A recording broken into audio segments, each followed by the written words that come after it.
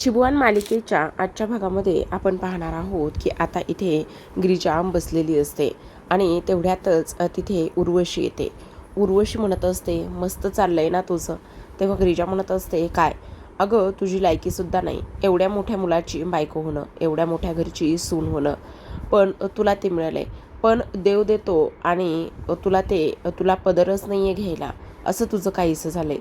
तर तिला भांग पाजलेली असते, त्यामुळे गिरिजा तिच्याकडे पाहतच असते. आता नागेश्वर निघालेला असतो. तेवढ्यातच त्याच्या गाडीसमोर सगुणा मावशी येते आणि सगुणा मावशी आल्याबरोबर आता इथे नागेश्वर गाडी थांबवतो आणि विचार करतो की ही बया इथे का बरं आलेली आहे, कशासाठी आली आहे, असा तो विचार करतो. आणि असा विचार केल्यानंतर आता गाडीतून खाली उतरतो आणि तिच्यासमोर जातो. तिच्यासमोर गेल्यानंतर तो आता तिला म्हणत असतो, काय गे तू इथे काय करतेस आणि तुझी इथे येण्याची हिंमत कशी झाली. त्याच वेळेला सगुणा म्हणत असते, मी इथे काय करते, माझी इथे येण्याची हिंमत कशी झाली, हे सगळं काही तू ठरवणारा कोण. माझ्या वाटेने मी निघाले होते. असं म्हटल्यानंतर नागेश्वर म्हणत असतो, तू प्रत्येक वेळेस आमची वाट अडवायचंच ठरवलं आहेस का, प्रत्येक वेळेस आमच्या वाटेतच तू यायचं ठरवलं आहेस का, काय तेस आमच्या वाटेमध्ये तू. त्याच वेळेला सगुणा म्हणत असते, मी तुझ्या वाटेमध्ये येत नाही, हा रस्ता आहे, मी रस्त्यावरून चालत आहे. आता नागेश्वर म्हणत असतो, अगे गप्प बस ग, चल तुझ्या तोंडाला कोण लागते. तेव्हा सगुणा म्हणत असते, मी असं ऐकलंय की तुझ्या पोराच्या एन्जॉयमधून एक बाई गायब झाली. तेव्हा नागेश्वर म्हणत असतो, तुला हे समज कोणी सांगितलं. तेव्हा ती म्हणते, सगळ्या गावाचा हिशोब ठेवते, मग दुश्मनाचा हिशोब ठेवणार नाही का. तेव्हा नागेश्वर म्हणत असतो, हे बघ, त्याच्याशी तुला काही एक संबंध नाही, तुझा त्याच्याशी काही एक घेणं देणं नाही आहे. तेव्हा ती म्हणत असते, अरे देवकी जिवंत आहे म्हणून. तेव्हा तो म्हणतो, हे बघ अगं, तू माझ्या शेपटीवर पाय देऊ नकोस, मी नाग आहे, नाग. एकदा ढसला ना तर इथे तू आयुष्यभर सावरायची नाही आहेस. तेव्हा ती म्हणत असते, बघूया ना कोण नाग आहे आणि कोण कुणाला ढसतंय, तर त्याचा विचार तू करू नकोस. तेव्हा नागेश्वर म्हणत असतो, उगाचच बाई आहे म्हणून सोडून देतोय. तेव्हा सगुणा म्हणत असते, अरे माझी बहीण तुझ्यासोबत लग्न करून पश्चाताप करते, अरे माझ्या बहिणीच्या नकाची तरी सर आहे का तुला. तेव्हा नागेश्वर आता रागावलेला असतो आणि रागातच गाडीमध्ये जाऊन बसतो. आता गाडीत जाऊन बसल्यानंतर सगुणावर तो इथे गाडी समोर आणणार हॉर्न देत असतो, पण सगुणा काही केल्या बाजूला होत नाही. तेव्हा तो म्हणत असतो, चला हो, ती बाई काय थोडी ऐकणार आहे, चला गाडी बाजूला घ्या. असं म्हणून आता गाडी तो बाजूला घेऊन दुसऱ्या रस्त्याने निघून जातो. त्याच वेळेला इकडे आता आपण पाहतो की रुद्र आणि सावी एकमेकांना रंग लावत असतात. तेव्हा उर्वशी तिला म्हणत असते, बघितलं गिरिजा, तुला कळतंय का, रुद्रची बायको होण्यासाठी योग्य मुलगी कोण असायला हवी. तर तिकडे समोर बघतो, ती समोर जी मुलगी आहे ना, ती माझ्या रुद्रची खरी बायको होण्याच्या योग्यतेची आहे. ही तुझ्या गोष्ट लक्षात येते का. असं सुद्धा आता इकडे ती लोक बोलत असतात. तेव्हा इथे गिरिजा पाहतच असते. तर आता उर्वशी म्हणत असते, काय ग गिरिजा, मला एक गोष्ट सांग तू, सगळ्यात महत्त्वाची म्हणजे तुम्हा दोघांचं लग्न झालंय, पण लग्न झालंय तर तुम्ही दोघं नवरा बायको म्हणून एका खोलीमध्ये राहताय का. नाही राहत तुम्ही दोघंही नवरा बायको एका खोलीमध्ये, रुद्र आणि तू वेगळे राहत आहेत. पण मला एक गोष्ट सांग, जर बायको वेगळ्या खोलीत राहत असेल आणि नवरा काहीच बोलत नसेल तर असं वाटत नाही का की त्याचं बाहेर कुठेतरी काहीतरी सुरू असेल म्हणून. खरं तर बघ ना, आता लग्न झाल्यानंतर बायकोला नवरा सवत आणतो, पण इथे तर ऑलरेडीच तुला सवत आहे. तुला सांगू का गिरिजा, जेव्हा लग्न व्हायच्या अगोदर इथे गिरिजा रुद्रना नेहमी सावीच्या घरी जायचा. अगं दोघं एकच रूम शेअर करायचे आणि आत्तासुद्धा ते भेटत नसतील कशावरून, आणि आत्तासुद्धा ते एकमेकांच्याच प्रेमात आहेत, एकमेकांसोबत राहतात. गिरीजा तुला सांगू का, इथे सावीच्या मोबाईलमध्ये ना त्या दोघांच्या एकमेकांचे मिठीतले खूप सुंदर आणि हॉट असे फोटो आहेत बरं का. तेव्हा गिरिजा म्हणत असते, खोटं बोलताय तुम्ही, माझे रुद्र असे नाही आहेत. तेव्हा ती म्हणत असते, आत्ता पण बघ ना कसे मेड फॉर इच अदर वाटतायत एकमेकांसाठी. तेव्हा उर्वशी म्हणत असते, बघितलंस का तू. तेव्हा गिरिजा म्हणते, उगाचच काही बोलू नका आत्यासाहेब, माझे रुद्र असे अजिबात नाही आहेत. तेव्हा उर्वशी म्हणत असते, अगं आता मला सांग, तू जर इकडे तुझ्या नवऱ्यावर प्रेम नाही आहे, तुझ्या नवऱ्याला इकडे तू जवळ करत नाही आहे. आणि तुला एक गोष्ट सांगू का, हे लग्न जे आहे ना ते फक्त आणि फक्त आबासाहेबांच्या सांगण्यावरून झालेलं आहे. आबासाहेब म्हटले म्हणून हे लग्न होतं आहे, नाहीतर रुद्रला तुझ्यासोबत लग्न करण्यामध्ये काहीच इंटरेस्ट नव्हता. मी तुला सांगते ना, त्याचं प्रेम काहीच नाही आहे तुझ्यावरती. असं म्हटल्यानंतर आता गिरिजा म्हणत असते, तुम्ही खूप जास्त बोलताय आत्याबाई, असं काहीच नाही आहे. रुद्र माझे आहेत, रुद्रचं माझ्यावर प्रेम आहे. आणि त्याहूनही सगळ्यात महत्त्वाची गोष्ट म्हणजे तुम्ही हे सगळं काही जे आत्ता सांगताय ना की ती सावी आणि रुद्र असं आणि तसं, तसं काही नाही आहे. तेव्हा उर्वशी म्हणत असते, हो अगं असंच आहे, बघ ना तो एकदा, अगं रुद्र तुला फसवतोय, रुद्रचं इकडे त्या मुलीवर प्रेम आहे. आता मला सांग, जर घरीच बायको दुसऱ्या खोलीमध्ये झोपत असेल तर मग रुद्र तिकडे जाऊन तिच्यासोबतच रोमांस करणार की नाही? मग तू तू एकदा डोळ्याने बघ ना, तू रुद्र असाच आहे, रुद्र तसाच आहे असं म्हटल्याबरोबर आता इकडे गिरिजाचा तोल जातो. गिरिजाचा तोल गेल्यानंतर तिला राग आलेला असतो, एकतर भांग पाजलेली असते तिला, आणि त्यानंतर मात्र आता इकडे जी काही गिरिजा आहे ती गिरिजा इथे उर्वशीचं कानफाडच फोडते आणि म्हणत असते, काय म्हणालात तुम्ही? तुमची हिंमत कशी झाली हे सगळं काही बोलण्याची? तुमची लायकी तरी आहे का माझ्या रुद्रविषयी ह्या सर्व गोष्टी बोलण्याची? काय समजताय तुम्ही? तेव्हा उर्वशी म्हणत असते, अगं हो मी खरं सांगते. आता एवढं सगळं होऊन सुद्धा ती काही गप्प बसत नाही आणि त्यानंतर मात्र गिरिजा पुन्हा एक कानाखाली मारते. तेवढ्यातच आता उर्वशी बाहेर रडत रडत जाते. सावी येते आणि म्हणत असते, काय झालं मावशी, काय झालं? अगं बघ ना, त्या गिरिजाने माझ्या कानाखाली मारले. तेवढ्यातच सावी आता गिरिजाकडे जाते आणि तिला ओढतच इकडे बाहेर घेऊन येते आणि म्हणत असते, काय गे, तुझी हिंमत कशी झाली मावशीवर हात उचलायची? तेव्हा रुद्रसुद्धा आणि इतर माणसंसुद्धा आता धावतच गिरिजाकडे जात असतात, मावशीकडे जातात. तेव्हा उर्वशी धावतच जाते आणि रुद्रला मिठी मारत असते, बघ ना मला गिरिजाने कानाखाली मारली. त्याच वेळेला आता सगळेजण गिरिजाकडे पाहत असतात. रुद्र गिरिजाला विचारत असतो, गिरिजा हे सगळं काय आहे? ह्या सगळ्या गोष्टी तुम्ही केल्यात? तुमची हिंमत कशी झाली आत्यावर हात उचलण्याची? तुम्ही आत्यावर हात उचलला म्हणजे माझ्यावर हात उचलला. तुम्ही आत्याचा अपमान केला म्हणजे माझा अपमान केला. तुम्ही समजता काय स्वतःला? आणि तुमची एवढी हिंमत झाली की तुम्ही इकडे आत्यावर हात उचलला. तेव्हा उर्वशी म्हणत असते, हे बघ मी काहीच नाही केलं. मी तिला फक्त एवढंच म्हणत होते, अगं आज इथे सण आहे आणि सण असून सुद्धा तू अशी एवढ्या उशिरापर्यंत घरची सून असून बाहेर फिरतेस, तेवढंच मी बोलले. आणि तेवढ्या गोष्टी बोलल्याबरोबर तिने माझ्या कानाखालीच मारलं. मी काही नाही रे केलं रुद्र, मी काहीच नाही केलं असं म्हणून आता उर्वशी रडायला लागलेली असते. त्याच वेळेला आता इकडे रुद्र म्हणत असतो, गिरिजा तुम्ही हे फार चुकीचं वागलात. तुम्ही हे असं वागायला नको होतं. तुमची हिंमत कशी झाली असं वागण्याची? तेव्हा मात्र गिरिजा म्हणत असते, मी काही चुकीचं वागलं नाही आहे, त्यांनी चूक केली. तेव्हा रुद्र म्हणत असतो, गिरिजा एकतर आत्या काही एक चुकीचं बोलली नाही. आणि तेव्हा गिरिजा म्हणत असते, त्या चुकीचंच बोलल्यात. तेव्हा रुद्र म्हणत असतो, आत्ताच्या आत्ता मला तुमच्याशी बोलायचं आहे. त्याच वेळेला आता इकडे जी काही गिरिजा आहे ती म्हणत असते, मलासुद्धा आत्ताच्या आत्ता तुमच्याशी बोलायचं आहे.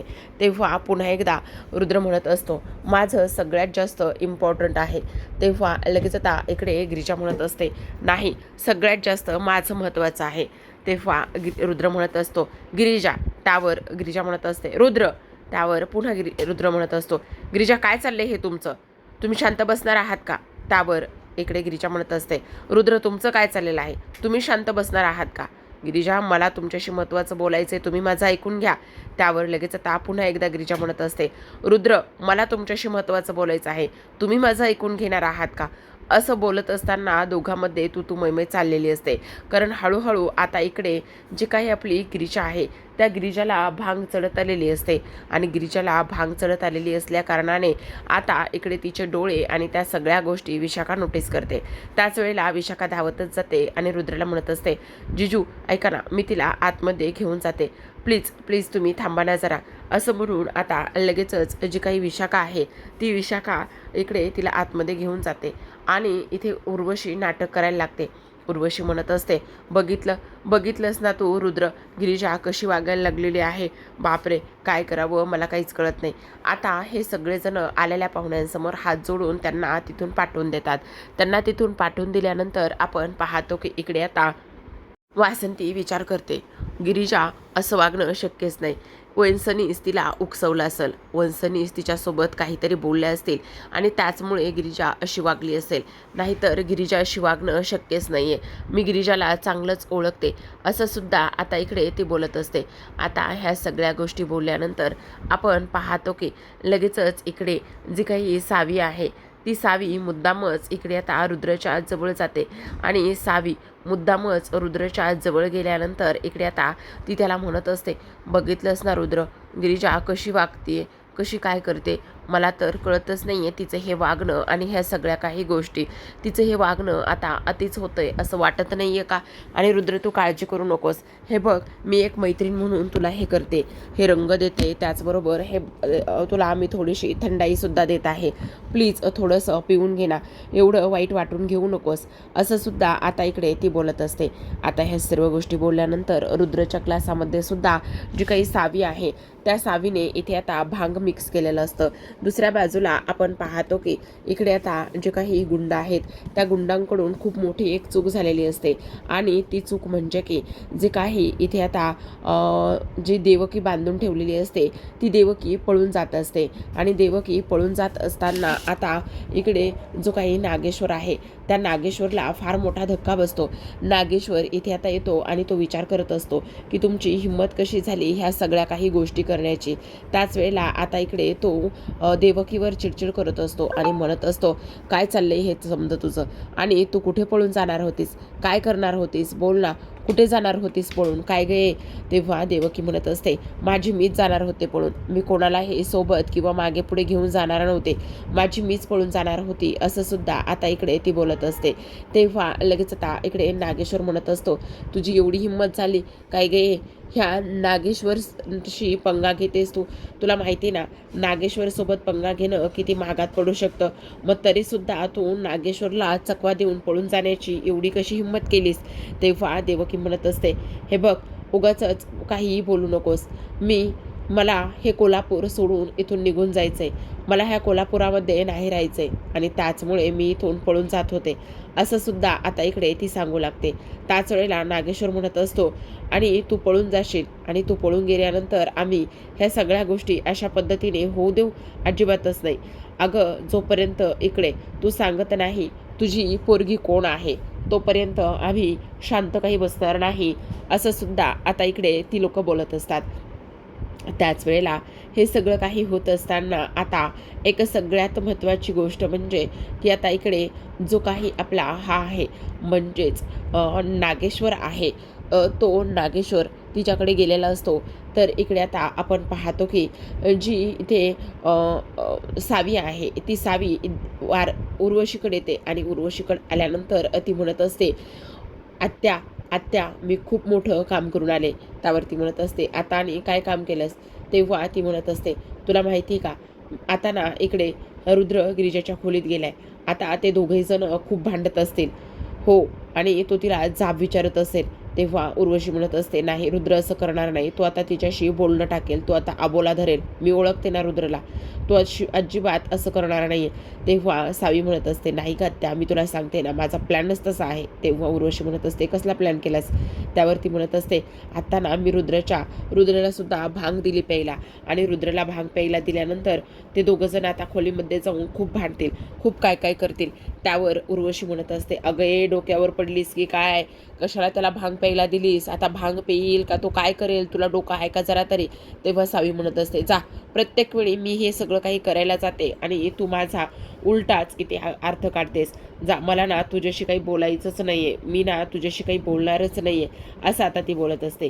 आता हे सगळं काही बोलल्यानंतर लगेचच आता आपण पाहतो की इकडे सगळ्यात महत्त्वाची गोष्ट म्हणजे आता इकडे जे काही रुद्र आणि सावी आणि उर्वशीमध्ये तर भांडण लागलेलं असतं. आता रुद्र गिरिजाच्या खोलीत जातो. रुद्र गिरिजाच्या खोलीमध्ये गेल्यानंतर आता तो तिला म्हणत असतो, गिरिजा मला तुम्हाला काहीतरी सांगायचं आहे. तेव्हा गिरिजा म्हणत असते, नाही रुद्र मला अगोदर तुम्हाला काहीतरी सांगायचं आहे. त्यानंतर रुद्र म्हणत असतो, माझं खूप जास्त इम्पॉर्टंट आहे. तेव्हा गिरिजा म्हणत असते, नाही रुद्र माझं खूप जास्त इम्पॉर्टंट आहे. आता ती कॉलर पकडते आणि कॉलर पकडूनच इकडे सांगण्याचा प्रयत्न करत असते. त्याच वेळेला रुद्र म्हणत असतो, नाही हा गिरिजा तुम्ही माझी कॉलर नाही पकडू शकत, तेव्हा गिरिजा म्हणत असते पकडू शकते, मी काहीही करू शकते. तेव्हा लगेच आता इकडे आपण पाहतो की गिरिजाने कॉलर पकडल्यानंतर रुद्र तिला बाजूला करण्याचा खूप प्रयत्न करत असतो. पण गिरिजा म्हणत असते नाही, मला अगोदर तुम्हाला खूप महत्त्वाची गोष्ट सांगायची. त्याच वेळेला आता इकडे रुद्र म्हणत असतो काय चाललंय गिरिजा तुमचं, सोडा ना. तेव्हा आता लगेचच इकडे ती म्हणत असते काय सोडा ना, माझं तुमच्यावर खूप प्रेम आहे, खूप खूप खूप खूप प्रेम आहे, आभाळा एवढं माझं तुमच्यावर प्रेम आहे. त्याच वेळेला रुद्र म्हणत असतो नाही, त्याहूनही सगळ्यात जास्त माझं तुमच्यावर प्रेम आहे, आय लव्ह यू. त्यावर गिरिजा म्हणत असते नाही, माझं तुमच्यावर प्रेम आहे. असं म्हणता क्षणी आता दोघंही जण बेडवर पडतात. दोघंही जण बेडवर पडल्यानंतर आता दोघंही जण एकमेकांच्या नजरेमध्ये हरवलेले असतात. गिरिजा रुद्रच्या मिठीत असते तर रुद्र हा गिरिजाकडे पाहतच असतो. तेव्हा मात्र इकडे दोघेही जण आज पहिल्यांदाच एवढे एकमेकांच्या मिठीत असतात आणि एकमेकावर असलेलं जे काही प्रेम आहे त्या प्रेमाची कबुली दिलेली असते. शेवटी इकडे जी काही उर्वशी आहे तिचं थोबाड तर गिरिजाने रंगवलेलंच असतं, पण तिचं थोबाड गिरिजाने रंगवल्यानंतर एक सगळ्यात महत्त्वाची गोष्ट झालेली असते ती म्हणजे की इथे ह्या दोघांनी सुद्धा एकमेकांना त्यांच्यावर एकमेकावर असलेल्या त्या प्रेमाची कबुली दिलेली असते.